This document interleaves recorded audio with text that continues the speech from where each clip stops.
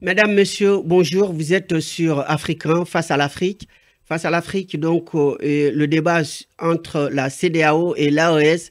Je reçois aujourd'hui à ma droite Monsieur Lansine Camara, président de l'Union internationale des journalistes africains. Bonjour, Monsieur Camara. Bonjour. Merci d'avoir accepté notre invitation. Donc, à ma gauche, il y a Monsieur Youssouf Konaré. Et donc, bonjour, Monsieur. Et bonjour, monsieur. Merci d'avoir accepté notre invitation. À côté de vous, donc, il y a Monsieur Brahima Sidibé, et donc, qui est notre expert aujourd'hui et qui va donc nous apporter des analyses profondes sur les relations entre la CEDEAO et l'AES. Donc, bonjour Monsieur Sidibé. Bonjour, Monsieur Soli, très heureux de revenir face à l'Afrique. Très bien, merci beaucoup. Donc, je vais demander donc à Monsieur Youssouf Konaré, donc face à la caméra, de vous présenter à nos téléspectateurs. Et bonjour à tous. Moi, je me nomme Konaré Youssouf, vice-coordinateur de CPAS, dont Confédération des peuples de l'AES en France, et président de l'association Aide Accompagnement Physique. Très bien, donc Monsieur Sidibé, face à la caméra. Alors, mesdames et messieurs, bonjour, bonjour à toutes et à tous. Brahima Sidibé, je prépare une thèse de doctorat en analyse du discours politique à CYCRC Paris Université. Je suis également engagé dans le milieu associatif malien ici en France. J'ai été président de l'association des étudiants maliens d'Île-de-France et aussi responsable du mouvement Force citoyenne pour la jeunesse. Merci beaucoup. Alors, donc aujourd'hui, donc nous allons parler de l'AES et de la CEDEAO, le doyen Camara. Donc aujourd'hui, il y a eu la session extraordinaire donc de la CEDEAO et donc qui a réuni beaucoup de chefs d'État de l'Afrique de l'Ouest.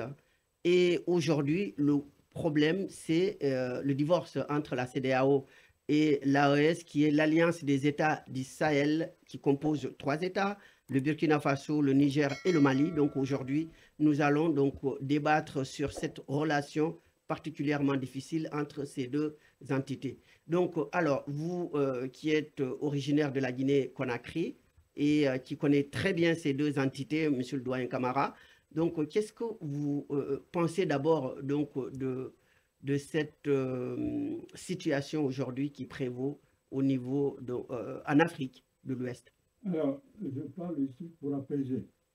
Je pense que le divorce entre les pays du Sahel et la CEDEAO est un mauvais divorce. Moi, à la place de ceux qui veulent le divorce, pourquoi divorcer? Alors qu'il s'agit tout simplement entre populations qui sont liées par l'histoire, par la géographie, par l'économie, de trouver toujours un terrain d'entente. Si ceux qui disent qu'ils veulent quitter la CEDEAO ont des griefs contre la CEDEAO, rien ne les empêche de le dire dès maintenant. Quand ils disent que le Mali a failli être, par exemple, agressé par les pays de la CEDEAO, ils ont raison. Mais est-ce que tout ça s'est fondé? Eh bien, ça, on dit, si les pays de la CEDEAO ont voulu, à un moment donné, attaquer le Mali, ça, c'est une bêtise. Un. Deux, si les djihadistes qui font la loi actuellement dans les 3 pays, on ne va pas quand même cacher la vérité. Il y a des pays, que ce soit au Niger, que ce soit au Mali, que ce soit au Burkina Faso, il y a des endroits où vous ne pouvez pas mettre les pieds. À mon avis, rester avec la CEDEAO pour dire qu'il faut renforcer avec nous la lutte contre les djihadistes aurait été, à mon avis, judicieux. Maintenant, si on veut divorcer pour divorcer, je ne suis pas d'accord pour ce divorce. Très bien. Alors, donc, je passe la parole à M. Youssouf Konaré. Donc, M. Konaré, donc, vous avez entendu les arguments du doyen Lansine Camara. Qu'est-ce que vous en pensez? Est-ce que donc l'AOS a raison de demander le divorce à la CEDEAO? Merci à votre question. Moi, c'est nécessaire de cette divorce. Pourquoi? Déjà, l'AS, ils n'ont pas demandé grand-chose. Vu que les CEDEAO, ils ont là à téléguider avec un autre organisme d'empêcher l'AS actuelle qui a besoin de leur sécurité et leur économie. Donc, il y a longtemps, ils ont demandé de faire le nécessaire. Donc, les CEDEAO, ils sont capables d'assurer. Ça, c'est l'un des principales des raisons pour que l'AS prend ses responsabilités. Pour cela, on est là. Donc, vous parlez de côté djihadistes qui sont au nord du Sahel. Il y a, si je me souviens, en 2014, jusqu'à nos jours, il y avait le militaire des CEDEAO qui sont là, qui collaboraient avec d'autres organismes de OTAN. Ça a fait qu'empirer les choses. Donc là, aujourd'hui, si l'AS a décidé de prendre les responsabilités, il y a nécessaire. Donc ça n'empêche pas la collaboration entre l'AS et CEDEAO. Mais ils voulaient prendre leur indépendance, qu'ils ne soient pas dirigeants dirigés. Donc là, à mon avis, c'est nécessaire qu'ils prennent leur destin à main. Écoutez, Alors, je vais bien... Je vais d'abord donner la parole à M. Sidibé, donc notre expert. Et vous qui avez l'œil d'expert, et donc à votre avis, est-ce que ce divorce est justifié ou pas? Et puis aussi, bon, si vous pouvez nous rappeler les origines de ce divorce. Très bien. Merci pour votre question, M. Soli.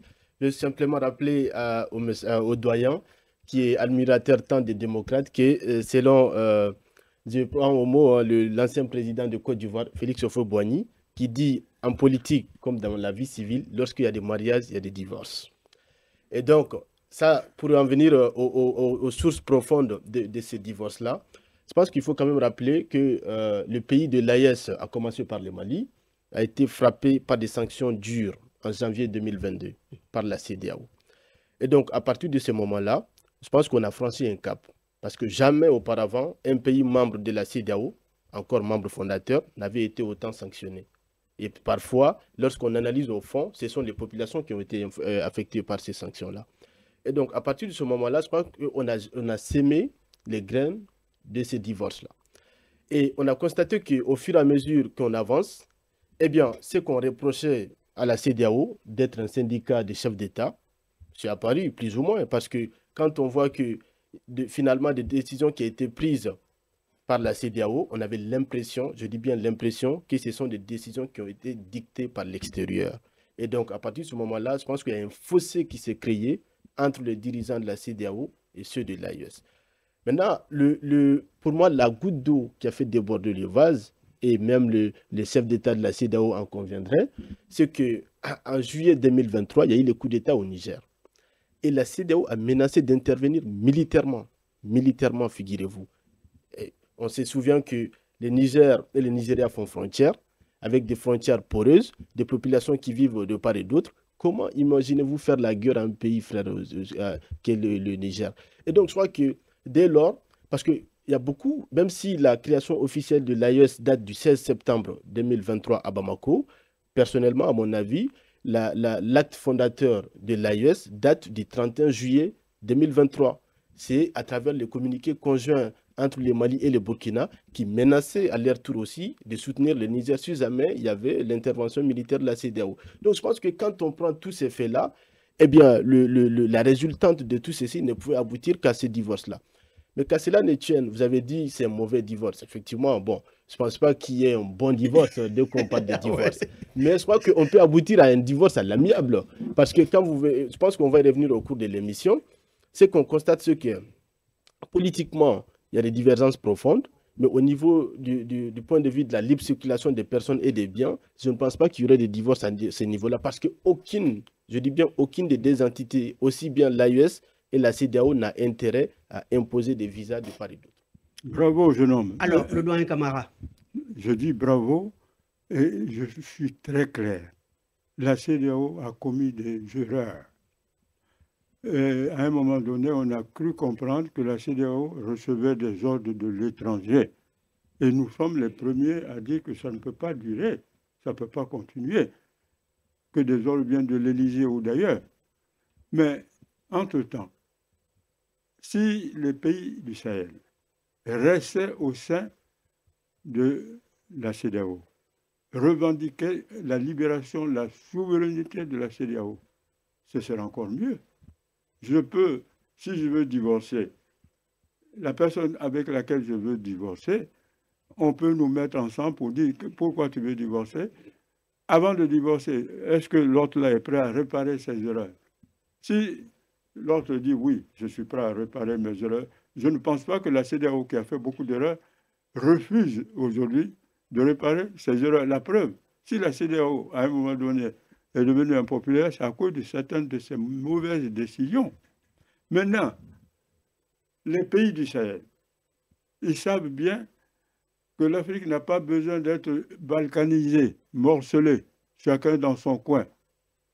La CEDEAO a été créée pour que l'Afrique continue à aller vers ce que j'appelle un ensemble fort.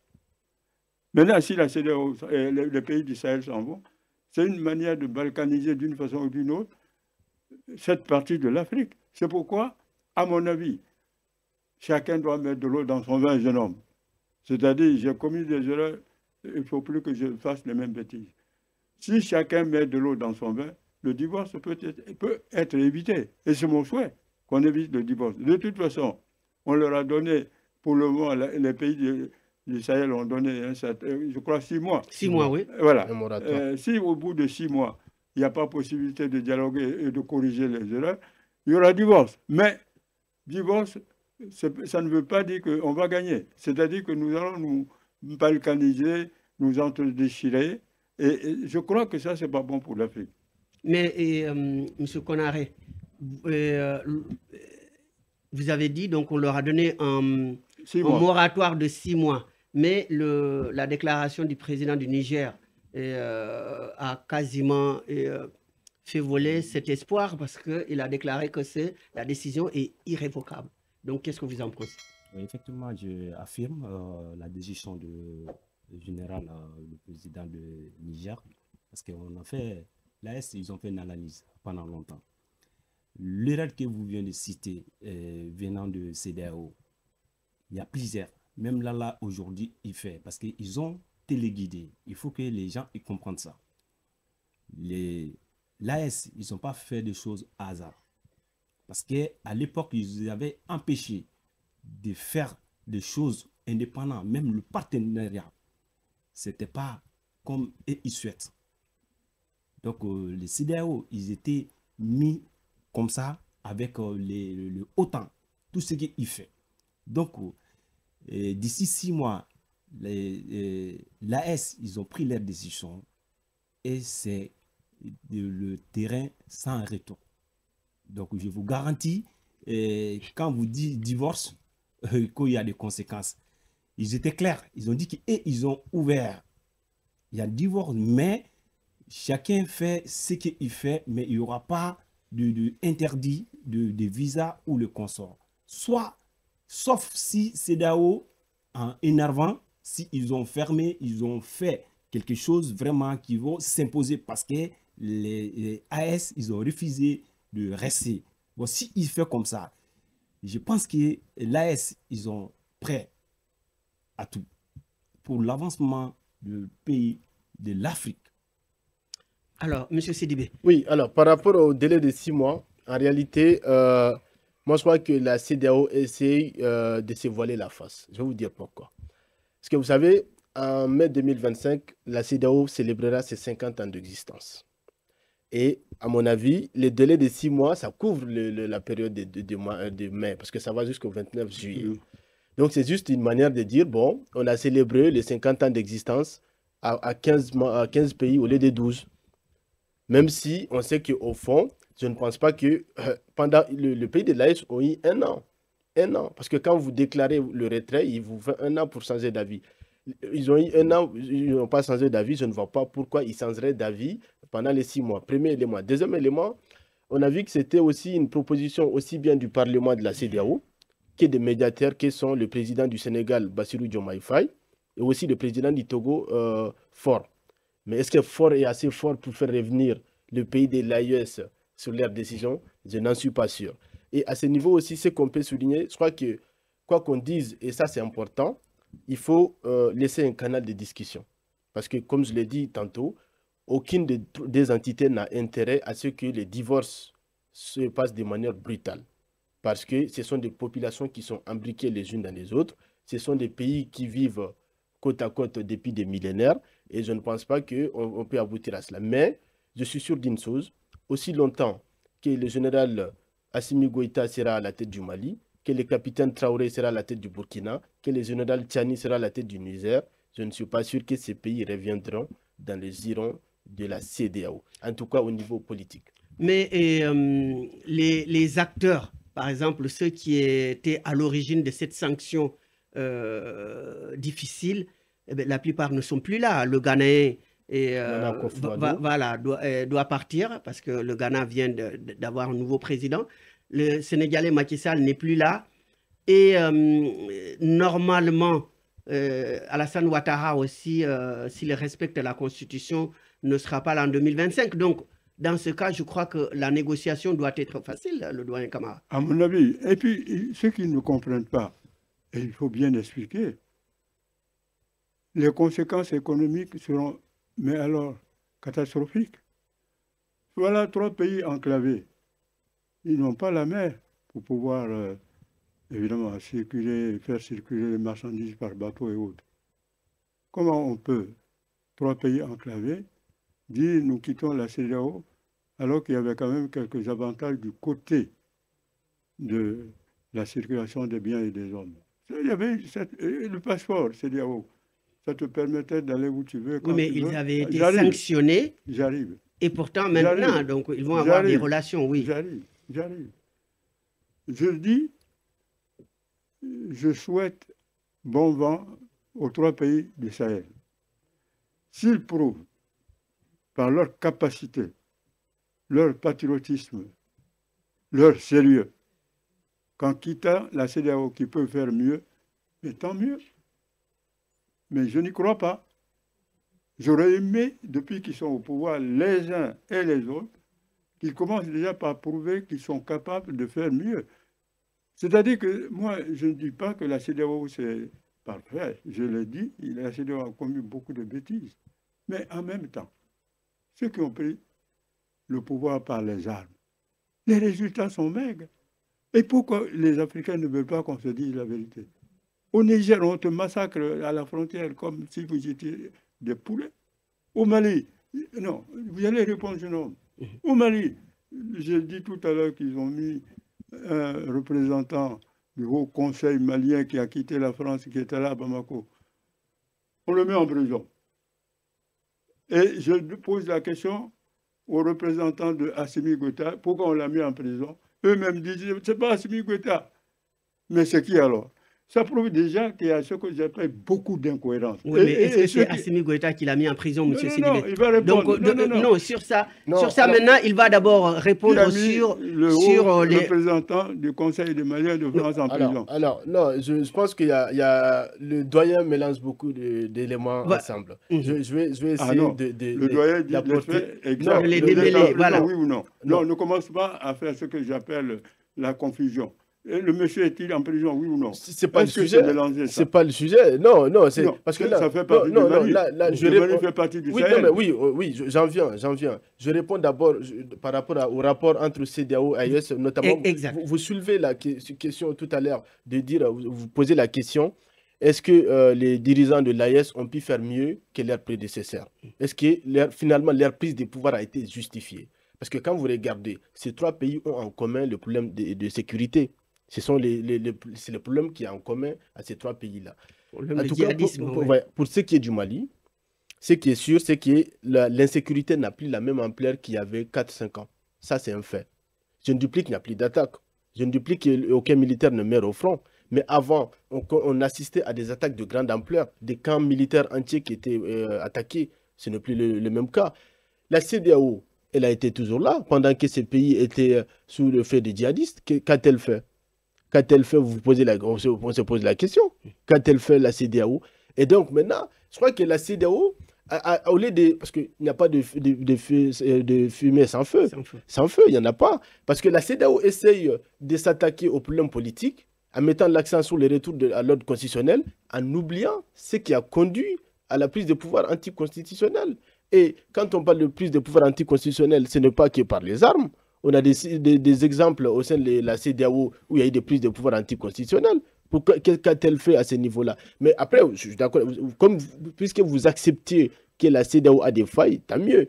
Maintenant, par rapport à la liberté, parce que la question que vous soulevez, le fait que le monsieur a été arrêté, c'est un monsieur que je connais bien, Demba Diabira, monsieur que je connais bien. Donc ça soulève effectivement la question de la liberté de mouvement, etc. par rapport à tout cela.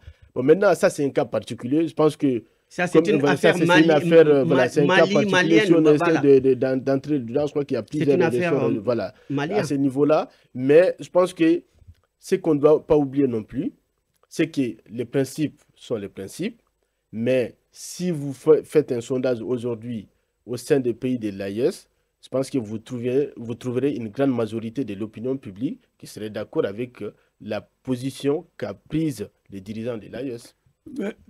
Pour lui en tant qu'expert, donc il y a une question, moi je vais permettre de vous répondre.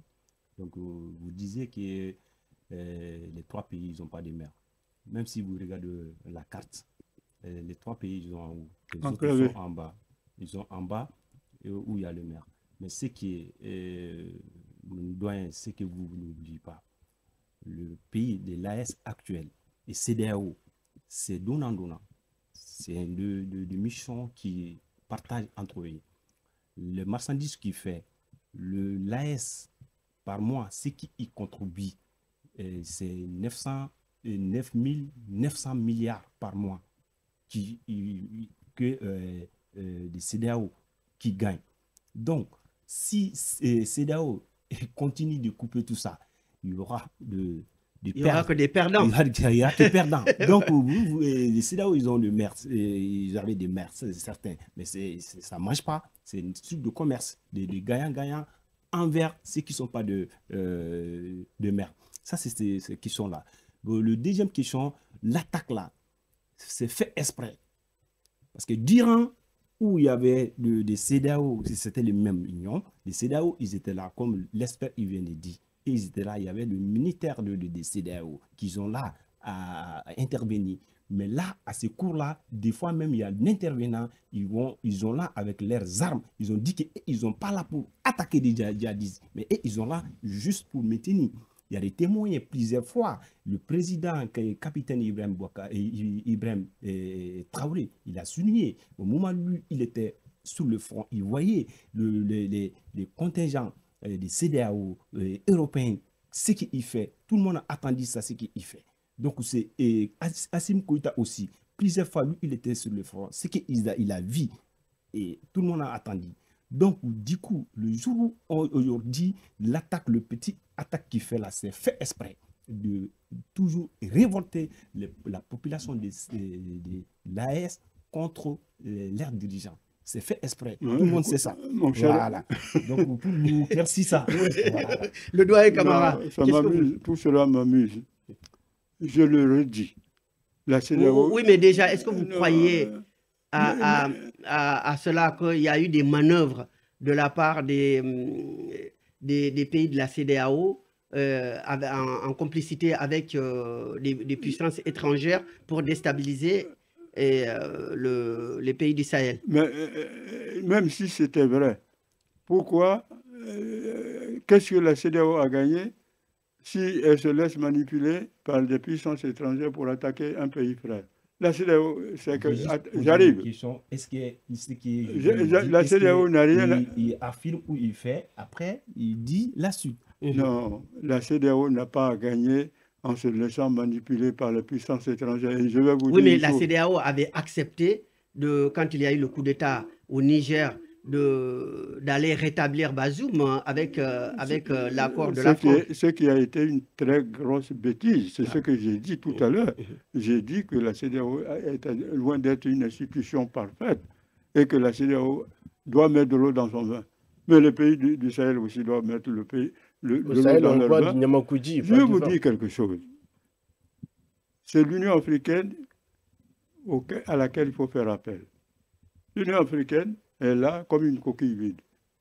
Mais il suffit que l'Union africaine mette face à face et les pays de la CEDEAO et les pays du Sahel pour dire voilà la décision panafricaine dans le sens de l'unité continentale, voilà ce que ça impose. Moi, représentant de l'Union africaine, voilà ce que nous vous proposons pour éviter le chaos. Et si on n'arrive pas à s'entendre, ce divorce peut avoir des conséquences très graves, y compris pour vous-même. D'accord. Oui, Pour vous-même, intellectuel. Attention, vous savez, quand on soutient ce que j'appelle la médiocrité,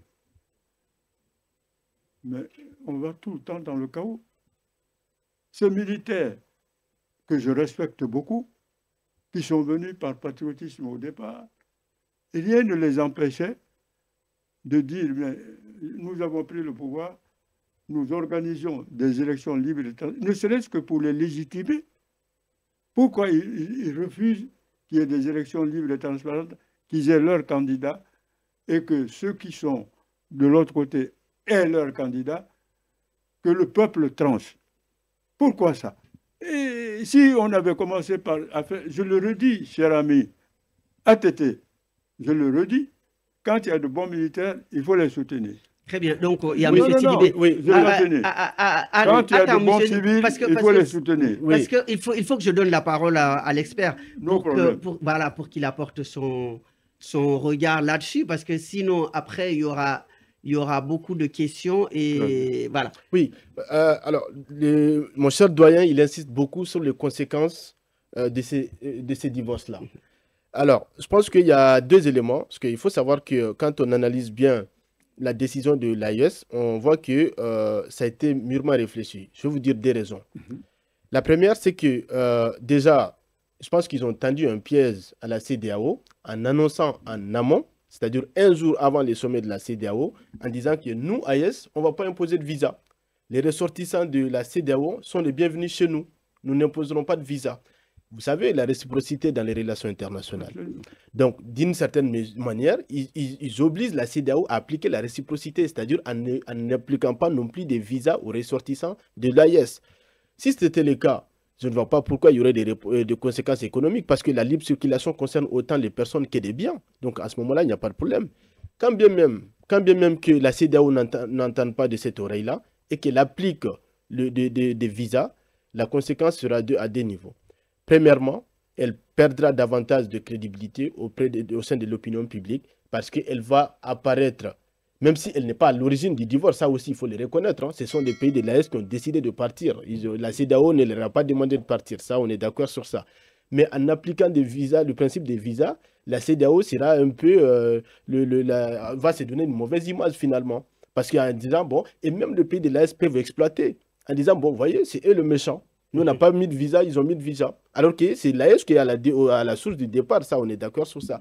Deuxième élément, deuxième point sur lequel l'AES s'appuie, parce qu'on sait qu'au sein de la CEDEAO, les avis ne sont pas homogènes.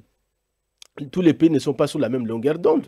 Quand vous prenez un pays comme le Sénégal, elle n'a pas le même avis vis-à-vis de l'AES qu'un pays comme le Nigeria ou la Côte d'Ivoire, par exemple. Donc, l'AES aussi s'appuie sur des dissensions internes au sein de la CEDEAO.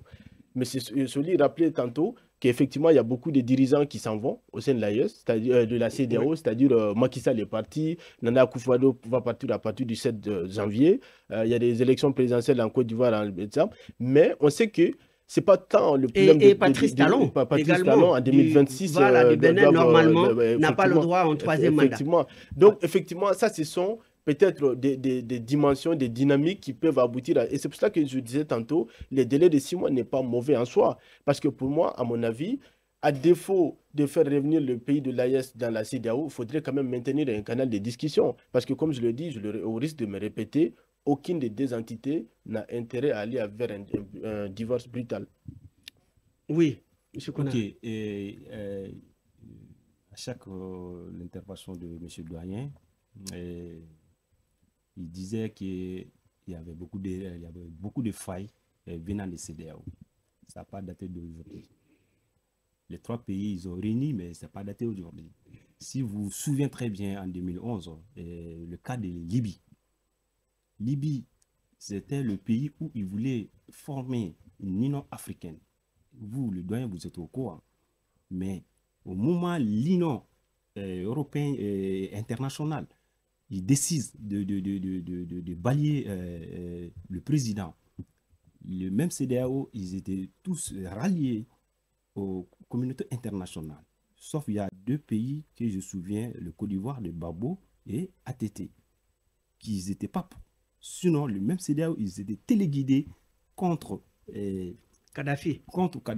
Donc, aujourd'hui, si vous dites qu'il peut réfléchir entre eux pour trouver des solutions, il n'y a pas. Parce que ils ont pris le pouvoir. Ils ont téléguidé, ils n'ont pas de choix. Donc, les AS, ils en ont marre de ça. Même le peuple qui suit les choses, qu'ils ont reconnaissant, ils ne sont pas prêts à rester dans CEDEAO. Alors, soyons très clairs. Le cas de la Libye, nous avons été les premiers à dénoncer la manière dont Kadhafi a été renversé.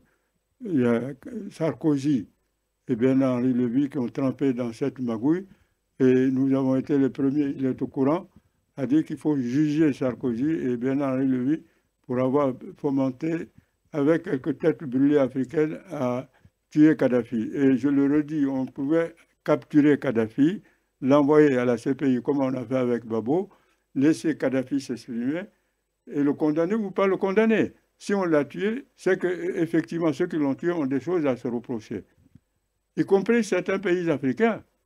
Et c'est pourquoi je dis que la CEDEAO n'est pas du tout une institution neutre. La CEDEAO a commis des bêtises. Et ce qui est bien, quand vous commettez des bêtises, vous reconnaissez que ce n'est pas le bon chemin, la CEDEAO est en train de se corriger. Maintenant, vous me dites que certains dirigeants sont bons, mais ils seront remplacés par d'autres dirigeants. Quand Macky Sall quitte le Sénégal, de très bons dirigeants le remplacent aujourd'hui. Eh bien oui. Les deux n'ont pas la même attitude. Macky Sall et Diomaye Faye n'ont pas la même attitude vis-à-vis de l'AES. Attention, je te dis que quand Macky Sall s'en va, il y a de bons dirigeants, heureusement, qui sont venus à la place. Ah oui, tu ne peux pas le nier. Monsieur l'expert, vous n'allez pas tout mélanger. Je préfère Ousmane Sonko et Bassirou au pouvoir. Ce sont des jeunes qui écoutent, ce sont des jeunes qui ont un projet, ce sont des jeunes qui soulèvent ce que j'appelle l'adhésion populaire. C'est-à-dire qu'ils sont tellement sérieux jusqu'ici que le peuple a tranché en disant, voilà, ça, eux, on peut leur faire confiance. Eux, ce sera la bonne gouvernance. Ce qui n'est pas le cas du Sahel. Les pays du Sahel, à part les populations qui les soutiennent, est-ce que, honnêtement, aujourd'hui, d'autres populations qui ne sont pas du pays du Sahel les soutiennent massivement? Mais ils ne sont pas redevables envers ces populations. Donc, on laisse la parole à l'expert. Ah, l'expert, il peut parler. Non. Là, je pense que les dirigeants de l'AES ne sont redevables que face à leur peuple. Et cela vaut pour tous les dirigeants. Je ne pense pas que leur première vocation, c'est d'avoir l'adhésion des personnes extérieures. Après, s'ils ont l'adhésion, tant mieux. Mais pour moi, ce n'est pas la grille d'évaluation. C'est pas la première grille d'évaluation ne viendrait pas justement de ce regard extérieur, justement. Et quand vous regardez, je crois qu'au sein de l'AES, franchement, il y a aussi des failles. Hein. Ça, il faut le reconnaître. Parce que, oui, non, mais on est d'accord sur ça. On n'est pas... Parce que déjà, le fait que, je disais tantôt, le fait que l'AES décide de ne pas mettre des visas au pays de la CEDEAO, c'est qu'ils reconnaissent implicitement que l'intégration au niveau de la CEDEAO est bien à ce niveau-là. Parce que quand on compare la CEDEAO à ses homologues en Afrique, c'est-à-dire la CEMAC, la SADC, tout ça, la CEDEAO est quand même meilleure par rapport à ces organisations sous-régionales. Là, on est d'accord. Et le fait de ne pas imposer des visas, c'est qu'ils reconnaissent à cela. Mais je crois que c'est aussi, comme je l'ai dit, à chaque difficulté naît une opportunité. C'est peut-être aussi l'occasion pour la CEDEAO de se réinventer d'une certaine manière. Et quand on dit qu'il y a des chefs d'État qui s'en vont et d'autres qui viennent, forcément, ça va changer de dynamique. Parce que dans les pays où on a souvent des alternances, c'est-à-dire lorsqu'un président remplace un autre et qui n'ont pas la même vision politique, forcément, ça fait bouger les lignes. Qui aurait imaginé il y a 2 ans plus tôt que le Sénégal serait médiateur dans cette affaire-là du temps de Macky Sall? Personne. Mais avec ce changement de régime, on a vu que ça a changé à ce niveau-là. Donc oui, je pense que de part et d'autre, il y a des dynamiques. Et je pense que ce qu'on doit constater aussi, nous, peuple de ces 2 entités, c'est-à-dire de la CEDEAO et de l'AES, peut-être que nous vivons un tournant et il nous appartient aussi, et d'ailleurs c'est l'occasion de saluer Africains par rapport à ces débats-là, parce que je crois que ces débats que nous avons les uns avec les autres, et surtout ceux qui nous occupent, qui nous écoutent ou qui nous regardent, c'est aussi l'occasion, chacun à sa manière, de contribuer au débat. Et pour moi, on ne doit pas non plus avoir cette posture un peu binaire, c'est-à-dire pour la CEDEAO contre l'AES ou contre l'AES pour la CEDEAO. Donc pour moi, c'est beaucoup plus nuancé que cela. Et de part et d'autre, on peut prendre de bons éléments. Jeune homme, je suis très content que tu analyses comme ça. Mais quand on dit adhésion populaire, ça compte. Quand Sankara, qui est du Burkina Faso, était très populaire, nous étions les premiers à aller au Burkina pour le soutenir. Est-ce qu'aujourd'hui, on peut dire aux journalistes, venez, mais ce que je vous dis, c'est la vérité. Est-ce qu'aujourd'hui, on peut aller au Burkina Faso, se promener avec l'actuel Mamadi Traoré, je ne sais plus quoi, Ibrahima Traoré, ce qui n'était pas le cas de Sankara. C'est pourquoi je vous dis qu'avoir l'adhésion populaire, interne. Donc, ça veut dire que pour vous, le doyen Camara, les pays de l'AES ne sont pas aussi démocratiques que ça. La preuve. Ou libres. Ils sont en train de mettre tout le monde à dos et c'est ce qui est mauvais. Sankara avait compris. Il faut pas, quand tu prends le pouvoir par les armes, il faut t'ouvrir et être ce que j'appelle assez fin, assez constructif. Et c'est ce que Sankara a compris. C'est ce qui a fait sa popularité. Donc, je vais donner la parole à Konaré et puis après, l'expert va nous conclure parce que bientôt, on n'a pas assez... Parce que se refermer sur soi-même, ça ne veut rien dire. Ça ne conduit nulle part. Il faut s'ouvrir, accepter le dialogue. Même s'ils ne sont pas d'accord avec la CEDEAO, nous permettre d'aller nous expliquer. Voilà, la CEDEAO qui a fait ça contre les pays du Sahel, ça, c'est pas bon. Mais il faut trouver un terrain d'entente. C'est pourquoi je dis que je fais appel à l'Union africaine de prouver son efficacité. C'est tout. Monsieur Konaré. Ok, bon, là, ce qui est doyen, il oublie, parce que les gens, il y a longtemps, et les gens, ça est à leur tête de CEDEAO qui est l'AS, ils ont isolé. Contrairement, ceux qui supportent les CEDEAO bien avant, ils peuvent dire, bien évidemment, ils peuvent dire ça, mais contrairement, la réalité, ce n'est pas le cas. L'AS d'aujourd'hui est populaire. Oui, c'est populaire, je dis, à haute voix. Et puis, encore, le côté négociation que vous insistez, je vais vous dire, la CEDEAO, ils n'ont pas prêt d'abord. Ils n'ont pas pris la leçon. Vous, en tant que doyen, 80 et quelques années, vous avez vu... Je vais avoir 83 ans. Voilà, 83 ans. Vous avez, bientôt. Et je le réclame. Oui. Donc maintenant, vous avez eu la chance de voir les présidents qui sont passés. Voilà. Mais vous êtes prêts, vous êtes témoins à savoir tout ce qui se fait. Depuis qu'on a commencé le débat, vous avez confirmé, affirmé que CEDEAO a fait beaucoup de bêtises. Totalement. Est-ce qu'ils ont prêt? Pourquoi ils n'ont pas prêt? Avant que le président, à son général Assimi Goïta, avant qu'il prenne le pouvoir, l'appel est quitté à l'Élysée en disant de telle personne, donner la présidence à ça. Il a dit, oh, fort, tout le monde a entendu. Donc là, ça y est, le cas de l'AS, y compris des CEDEAO. Donc c'est même téléguidé. Donc maintenant, le jour d'aujourd'hui où on vous parle, l'AS, ils n'ont pas dans ça. Ils ont vraiment une autre réalité pour l'avancement de l'Afrique. Ça ne reste pas ces trois pays-là. D'accord. Ça revient. Donc je vais demander l'avis de notre expert. Et M. Sidibé, alors. Oui, alors, je pense qu'il a pris l'exemple de Thomas Sankara. Évidemment, tous les Africains ont du respect pour Thomas Sankara. Mais simplement, je crois que vous comparez des époques qui sont totalement différentes. Parce que je ne pense pas qu'à l'époque, que je n'ai pas connue évidemment, je ne pense pas qu'il y avait une certaine hostilité vis-à-vis des coups d'État à l'époque. C'est-à-dire que la communauté internationale n'était pas autant structurée que maintenant et qu'on ne mettait pas autant de barrières. Évidemment, il y avait des rivalités et tout ça, mais je vais dire, il y avait au moins cette ouverture, cette indulgence vis-à-vis de ceux qui prenaient le pouvoir par le coup d'État. Donc, comparer les deux époques, ça ne me semble pas très pertinent. Donc, on va bientôt arriver au terme de l'émission. Je vais donner à chacun une minute de conclure. Monsieur le doyen, donc face à la caméra, c'est quoi votre conclusion? C'est une conclusion d'espoir pour que les deux entités se rejoignent ou bien que c'est irréversible? Mais naturellement, ma conclusion ne peut être qu'une conclusion d'espérance. Et j'en appelle une fois de plus à l'Union africaine de s'impliquer dans la recherche de solutions entre les deux protagonistes. Il faut que l'Union africaine s'implique, trouver une solution qui ne permette pas à ces pays d'aller de catastrophe en catastrophe. Très bien. Alors, donc, M. Konaré, face à la caméra, c'est quoi votre conclusion? C'est une note d'espoir? Moi, mon conclusion, c'est quoi? Et CEDEAO, je lui conseille de ne pas prendre une autre décision qui va aller une nouvelle front en face de CEDEAO et l'AS. Il y a le divorce, il y a mais en bon terme, comme ils ont dit leur discours, qu'ils n'ont pas de visa, il ne fait pas de visa entre eux. On reste dans leur dynamique et on peut faire, même si vous n'êtes pas marié, vous pouvez faire les choses ensemble. Donc moi, je conseille des CEDEAO, il ne faut pas qu'ils profitent, souffrir la population d'Africains à cause de cette divorce.